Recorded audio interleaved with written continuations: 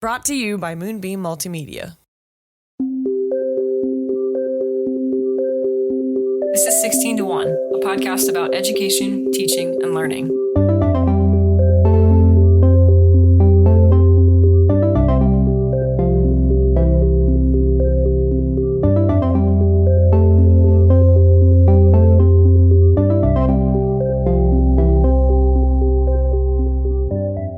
Happy holidays, 16 to 1 listeners, and welcome to another special episode of the podcast. Several weeks ago in episode 72, you heard my co-host and co-creator Katie's audio essay called A Love Letter to Teaching. If you haven't listened to that episode yet, check it out. It's a timely and heartfelt reflection on what it means to be an educator. As many of you know, I'm not a classroom teacher. I thought I wanted to be for quite a long time, and part of me occasionally still wonders whether I missed my calling. The fact that I get to do this podcast about education, teaching, and learning fills some of that hole in my heart left by my decision to pursue a career outside of academia, and the thought that you listeners have been willing to tag along with me on this journey is hugely inspiring. Katie and I started this podcast in part because we found ourselves asking a lot of big questions about education in our downtime. Many of these questions have been rattling around in my head for years, and I came to many of them because I've benefited from exceptional educational opportunities in my life. As a kid, my parents supported a voracious reading habit and stood by patiently to help with homework, college applications, and managing an absurd extracurricular schedule.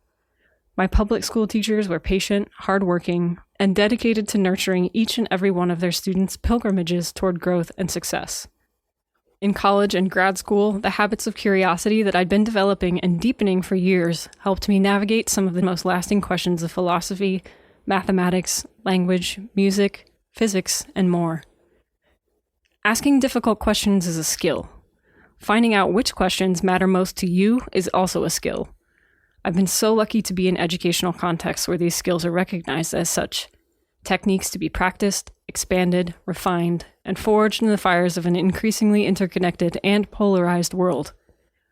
Both professionally and personally, I've adopted what I suppose you could call a learning-focused worldview.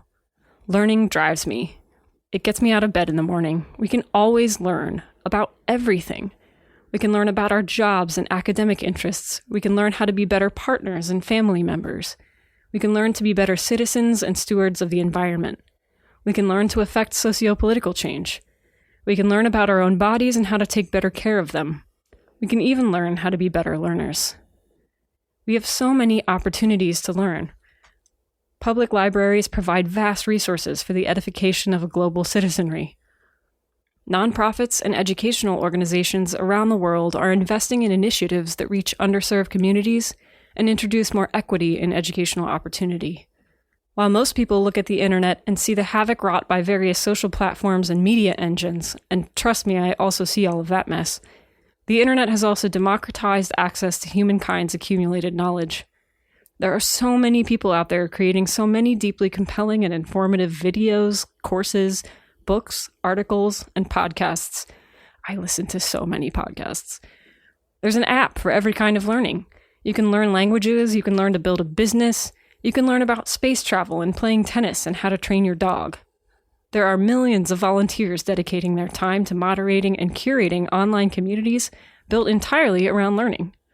All of this contributes to the increasingly important idea that internet access should be treated as a fundamental human right. Though we've got a long way to go on this front, there's plenty of inertia in the right direction. Amidst all of this overabundance of educational opportunity, however, there's a growing undercurrent of skepticism about learning, the kinds of learning that we do, and the politics and purpose of learning. Inspiring curiosity is the primary and most difficult job of an educator, and this job becomes more arduous with every passing day. Our attention spans are waning. Cultural and political forces reward being loud and controversial, as opposed to being thorough, disciplined, and logical. Earnestness and eagerness to learn are seen as cringeworthy. Propaganda and conspiracy theories inundate us. Learning is highly politicized, and that's probably because learning is, among other things, a political act. Alongside our families, friends, and coworkers, it is what shapes our values and helps us decide what is important and what is just. Knowledge is transformational. It is what turns passive people into engaged citizens. Learning makes leaders, good ones and bad ones. Learning shapes our electorate. Some of our leaders recognize the power of learning. Some of them are afraid of that power. We are banning books, we are cutting humanities programming, and we are reducing the rich and complex undertaking of education to the task of job preparation. We need a cultural reset, and education is the best antidote for our collective sickness. So what do we do about this? I think the first and simplest step each of us can take is to make a concerted effort to bring our friends and peers with us on our journeys of learning. On our podcast episodes each month, Katie and I always share at least one thing that we've learned since the last episode.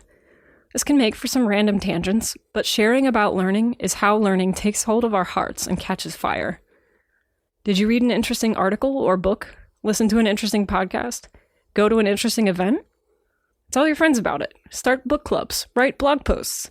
Dive deep into difficult conversations. Become more than a passive consumer of information. Pay attention to your own habits of learning and the sources from which that learning originates. Be willing to be wrong, and be willing to adapt to the feedback you will receive along your journey. Turn down the volume of your conversations online and turn up the value. Share generously. Replace political and cultural labels and generalizations with collections of thoughts, beliefs, and convictions. Realize that despite appearances, most people are not out to get you. Most people are doing the best they can with the information that they have. Think of how much better we could do if we all expanded our horizons, listened to more voices from communities outside of our own, and approached learning as a process undertaken for the purpose of liberation. Learn for learning's sake, and learn broadly. This probably sounds like a chore for some people. I'm going to ask you simply to trust me that the effort is worth it. Read about topics in which you've never been interested. Go deeper into the topics you already think you understand. Carve out some time out of each day, even if it's just a few minutes, to learn something new. And support the teachers in your lives.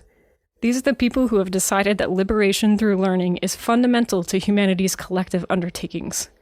Embrace the responsibility we all have to guarantee a better future through education.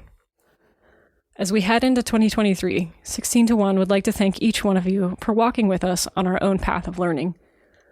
We created this podcast primarily because we wanted to learn about the topics and ideas that we cover every other week on the show. We're eternally grateful to those of you who have joined us in this adventure, and we're looking forward to the next year of learning with you.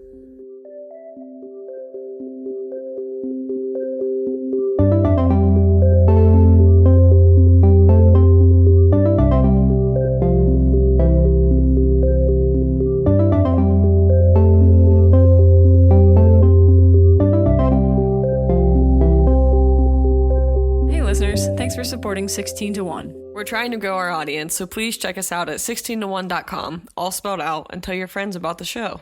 On our website, you can find links to follow us on social media, an archive of all our old episodes, and a contact form where you can get in touch. Thanks again for listening, and we'll catch you next show.